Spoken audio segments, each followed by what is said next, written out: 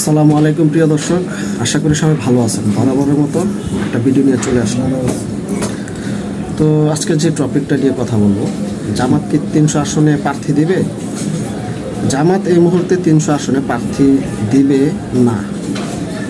না, এই মুহূর্তে, সামনের কথা বলতেছি না, এই মুহূর্তে তারা তাদের চিন্তা ভাবনা পেন্ডিংয়ে আছে। তো পেন্ডিংয়ে থাকার কারণটা কি? পেন্ডিংয়ে থাকার কারণটা হচ্ছে, এখন পরিস্থিতি বুঝে কিন্তু মানুষ ডিসিশন নেয়। কারণ পরিস্থিতিটা এখন এই ডিসিশন নেওয়ার পরিস্থিতি না। এই পরিস্থিতির ভিতরে ডিসিশন কোনো দলই নেয় নাই। তো জামাত কিভাবে নেয়? তো এখন জামাত কি জোট সরকারে যাবে কিনা, জোটে যাবে কিনা, সে বিষয়ে একটা প্রশ্ন থেকে যায়। তো জামাত জোটে যাবে কিনা সেটাও এখনও চিন্তার বিষয়। আর দেশে এখনও ষড়যন্ত্র বিরাজমান, বিভিন্ন দলকে হেনস্থার শিকার হতে হচ্ছে। ইসলামী দলগুলো তো হচ্ছেই, তার ভিতরে জামাত ইসলাম সর্বদিক দিয়ে সবচেয়ে বেশি চক্রান্তের শিকার এই মুহূর্তে। তো তারা চাচ্ছে না এই মুহূর্তে তারা ভোট কেন্দ্রিক বা জোট কেন্দ্রিক কোনো ডিসিশন নিতে। সেটা সামনে তারা চিন্তা ভাবনা করে দেখবে কি করা যায়। আর আমার ব্যক্তিগত মতামত থেকে আমি যেটা বলতে চাই, যে জামাত যদি ইসলামী দলগুলোকে নিয়ে যদি এককভাবে একটা ব্যালটে জোটে আসে, তারা নির্বাচন করে, তাহলে এটা জামাতের জন্য ভালো। এবং কি শুধু জামাতের জন্য ভালো বলবো তা নয়, গোটা মুসলমানদের জন্য ভালো হবে। বিশ্বজুড়ে শুধু বাংলাদেশের মুসলমানদের জন্য ভালো হবে না, মুসলিম জাতির জন্য ভালো হবে। আর হেফাজত, খেলাফত, জমিয়ত, চরমনাই, যেটাই বলেন না কেন, এটা সবার জন্যই ভালো হবে। জামাতের আমির লন্ডন সফরে, সেখানে সে বলতেছে, তাকে যারা ইনভাইট করছে, সেখানে ইনভাইট চলাকালীন তাকে বলতেছে যে, তাদেরকে বলা হলো, আপনারা আমাদেরকে এভাবে একা ইনভাইট না করে আর অন্য দলগুলো আছে তাদেরকে আপনারা ইনভাইট করেন, এখানে আসুক, কথা বলুক, এতে সবাই খুশি হবে। সেটাই বোঝাতে চায়, ওখানে চাচ্ছি।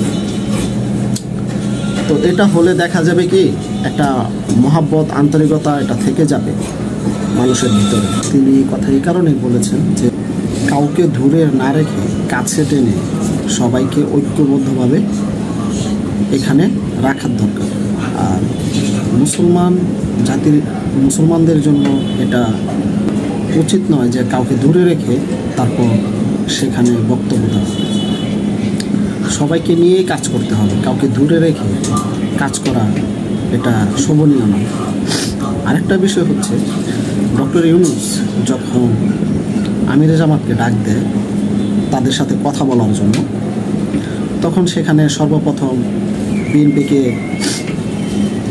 বিএনপিকে ডাকে, দ্বিতীয়ত জামাতকে ডাকে, তৃতীয়ত অন্য দলগুলোকে ডাকার পরে সেখানে আমিরে জামাত দেখলো যে এখানে শুধু ইসলামী দলের ভিতরে জামাত ইসলামকে ডাকা হয়, আমাদেরকে ডাকা হয়েছে, আর কোনো ইসলামী দলকে ডাকা হয় নাই। তো আমিরে জামাতের কাছে এই জিনিসটা খুবই খারাপ লাগে। যখন এই জিনিসটা সে বুঝতে পারলো, তখন ডক্টর ইউনূসকে বলল যে, দেখুন এখানে তো ইসলামী দলগুলোর ভিতরে আমাদেরকে আপনি ডেকেছেন, আর কাউকে ডাকেননি। তখন আমিরে জামাত বলল যে, সেখানে তো হেফাজত, তারপর অন্য ইসলামী দলের ছাত্ররা ছিল, তাদেরকে আপনি কেন ডাকলেন না? এটা ডক্টর ইউনূসের কাছে প্রশ্ন ছুড়ে দিলেন। তখন ডক্টর ইউনূস বলতেছে যে, আপনি এখন কি বলতে চান? আপনি তাদেরকে ডেকে ডাকুন, তখন আমরা আপনার দ্বিতীয়ত যখন আপনি আমাদেরকে ডাকবেন, তখন আমরা চিন্তা ভাবনা করবো এখানে আসবে কি না। এখন যেহেতু আপনি আমাদেরকে ডাকছেন, আমরা আসছি, আর কোনো ইসলামী দল নেই, তাদেরকে ছাড়া তো আর আমরা এখানে একা আপনার সাথে কথা বলতে পারি না, তাদেরকে নিয়েই তো আমাদের কথা বলতে হবে। তা এই যে উদাহরণটা আমিরে জামাত দেখালো, আমিরে জামাত তো চাইলে পারতো ডক্টর ইউনূসের সাথে সেখানে কথা বলে এককভাবে কথা বলে অনেক কিছুই ফায়দা লুটতে, কিন্তু সেটা তো তারা করবে না জীবনে। আর কথায় আছে না, 10-এর লাঠি 1-এর বল, তো বিষয়টা হচ্ছে এরকম। ঐক্য থাকলে শক্তি থাকবে, আর ঐক্য না থাকলে শক্তি মুসলমানদের জন্য কখনোই থাকবে না, এবং ইসলামী দলগুলোর শক্তি কখনোই পূর্ণতা পাবে না। ঐক্যটাই হচ্ছে মূল জিনিস, ঐক্যটা ধরে রাখতে হবে। ঐক্য যদি ধরে না রাখা যায় তাহলে পশ্চিমকালে বাংলাদেশে মুসলমানরা কোনো সময় শান্তি পাবে না, এবং কি ভিনদেশিরা আমাদেরকে চোখ রাঙিয়ে সবসময় কথা বলে। আমিরে জামাত এটাই বোঝাতে চাইল যে ইসলামী দল আমাদেরকে শুধু ডাকলেন আর ওনাদেরকে ডাকলেন না। তখন ডক্টর ইউনূস বলল যে ঠিক আছে, তাহলে আমি তাদেরকে ডাকবো।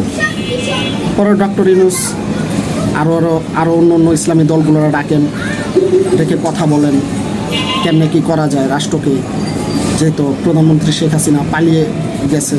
তো আমিরে জামাত সবসময় একটা জিনিসই বোঝাতে চায় যে ঐক্য ধরে রাখতে হবে। ঐক্য যদি ধরে না রাখা যায়, এই স্বাধীনতাকে যদি ধরে না রাখা যায়, তাহলে আওয়ামী লীগ আবার আসবে, এসে আবার একটা ইসলামী দলগুলোর উপরে আরও অন্য দলগুলোর উপরে আবার একটা শাসন চালাবে। তো এই শাসন যদি চালায় তখন তো কেউ রেহাই পাবে না, রেহাই তো কেউ পাবে না। তো এই স্বাধীনতা রক্ষা করা প্রতিটা দলের, মুসলমানদের ইমানি দায়িত্ব। আপনি বিএনপি করেন, এটা কোনো সমস্যা না, বিএনপি আপনি করতে পারেন, এটা আপনার ভালো লাগে, আপনি বিএনপি করেন, সমস্যা নেই। আপনি আওয়ামী লীগ করেন, আওয়ামী লীগে কি ভালো লোক নেই? আওয়ামী লীগেও ভালো লোক আছে। তো কথা হচ্ছে যে দেশ রক্ষার্থে সবার তো একসাথে কাজ করতে হবে, তাই না? দেশ রক্ষার্থে সবার একসাথে কাজ করতে হবে, এক ময়দানে একই মাঠে থাকতে হবে, তাহলে তো স্বাধীনতা রক্ষা পাবে। এখন যদি আমরা একজন একভাবে যদি দূরে থাকি, তাহলে তো দেখা যায় এই সুযোগটা আবার আওয়ামী লীগ পাবে। তো আওয়ামী লীগ যদি এই সুযোগ আবার পায়, তাহলে আপনি কী ভেবেছেন যে আওয়ামী লীগ কি ছেড়ে দেবে? বিএনপিকে, জামাতকে ছেড়ে দেবে না? কাউকেই ছাড়বে না। হেফাজত বলেন, চরমনে বলেন, কাউকেই ছাড়বে না। বেছে যারা এই আন্দোলনের শরীর ছিল, ইন্ধনদাতা ছিল, সবাইকে মারবে, আবার একটা শাসন চালাবে। এগুলো এই ধরনের কাজ যেন আওয়ামী লীগ আর না করে। দেখুন, দেশটা তো সবারই, দেশটা আওয়ামী লীগেরও, বিএনপিরও, জামাতেরও, ইসলামী দলগুলোরও, সবার। তো এই দেশটাকে নিয়ে এত ষড়যন্ত্র করা, এটা মোটেও ঠিক না। দেশটা পরিশেষে আমাদের। দেশের জনগণ কিভাবে ভালো থাকবে, কিভাবে সুস্থ সবলভাবে থাকবে, সেটা সবার দায়িত্ব। তো দেশকে ভালো রাখতে হবে, দেশের মানুষকে ভালো রাখতে হবে, সেটা দলগুলোর দায়িত্ব।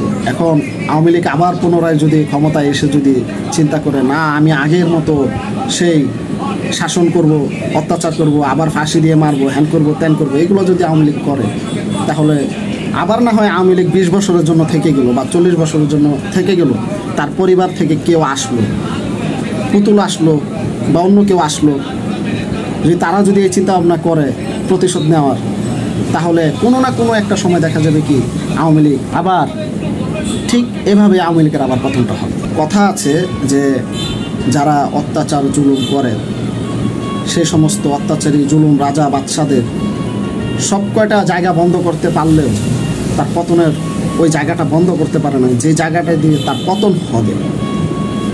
তো এই কাজগুলো যাতে আর ভবিষ্যতে না হয়, সেই সিস্টেম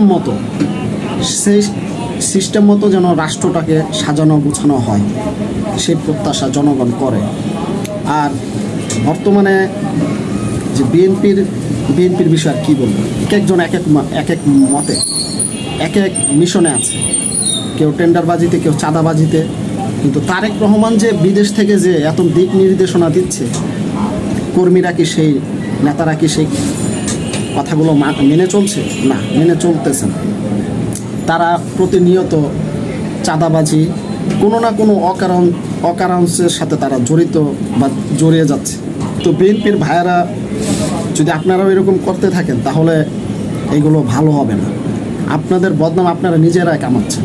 আপনাদের বদনাম আপনারা নিজেরা কেন কামাতে যাবেন? দেশকে ভালোবেসে জনতার পাশে থাকুন, সাহায্য করুন। এই যে অন্য ইসলামী দলগুলো, তারা কি করতেছে না? জনগণকে পাশে নিয়ে তারা কি সামাজিক কাজে কি সহযোগিতা করতেছে না? করতেছে। আপনারা করুন। সমাজ গঠনের যে কাজ সেগুলো আপনারা করুন, তাহলে তো আপনাদেরকে মানুষ ভালো বলবে। এখন আপনারা যদি চাঁদাবাজি বা মারি হানাহানি এগুলো করেন, তাহলে আপনাদেরকে মানুষ ভালো পাবে না।